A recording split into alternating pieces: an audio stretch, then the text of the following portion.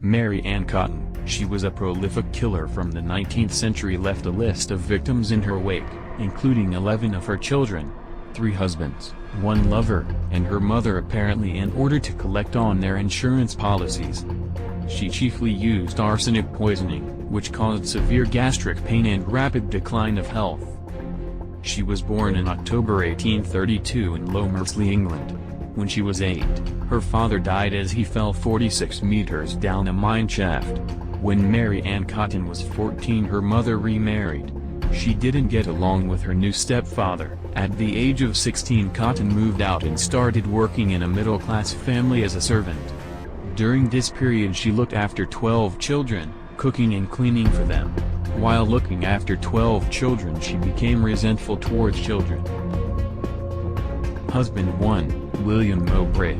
At the age of 20, Mary Ann Cotton met her first husband, William Mowbray. They had 5 children, all 5 died of gastric fever. In 1861 Cotton and Mowbray had another daughter, and in 1863 a son was born. 1 year later their son died of gastric fever. She encouraged her husband to get insurance in case of a sudden death. Not long after the insurance was taken out, William Mowbray died of an intestinal disorder. Mary Ann collected a payout of £35 on his death. Husband 2, George Ward. In 1865 Cotton becomes a fever nurse where she meets George Ward, a patient. She soon married Ward, but only 1 year and 2 months later he died of gastric fever. George Ward had been sick for a long time, but doctors were surprised that he died so suddenly. Cotton once again was given insurance money after the death. Husband 3, James Robinson. Mary Ann Cotton moved to Sunderland and applied as a housekeeper. She married James Robinson, a widower who needed someone to look after his children.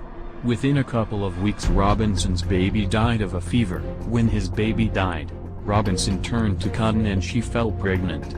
Cotton was notified that her mother was ill. 9 days after arriving, her mother died on the 9th of June 1866. She took her daughter Isabella back to James Robinson's family.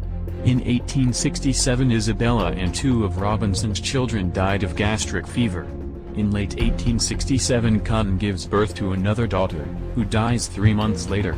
In 1868 James Robinson and Mary Ann Cotton got married.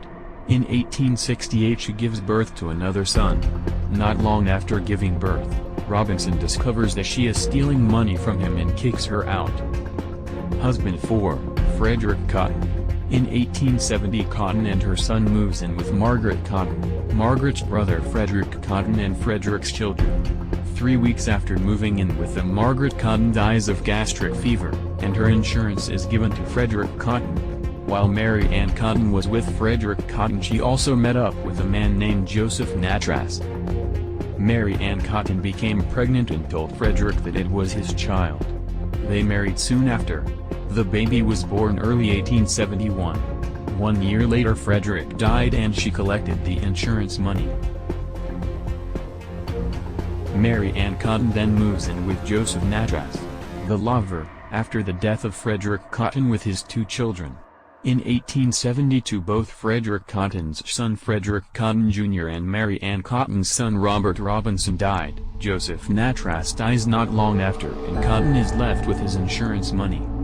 Cotton tries to offer Frederick's last son Charles to a workhouse, but is refused.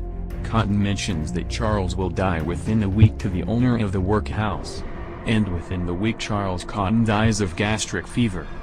After the death of Charles Cotton it raised some suspicion, mostly because Cotton predicted that a healthy boy would die within a week.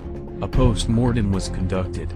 Some of the contents in the stomach was taken out for testing and checked for anything out of the ordinary. It was then confirmed that Charles Cotton died of arsenic poisoning. She was also convicted of murdering 17 other people who died of gastric fever. Mary Ann Cotton's trial was on the 5th of March 1873, where she pleaded not guilty despite strong evidence showing otherwise. She was sentenced to death and hanged on the 24th of March 1873 by William Calcraft at Durham Jail. While being hanged, she was not killed by a broken neck. It took her around 3 minutes to choke to death.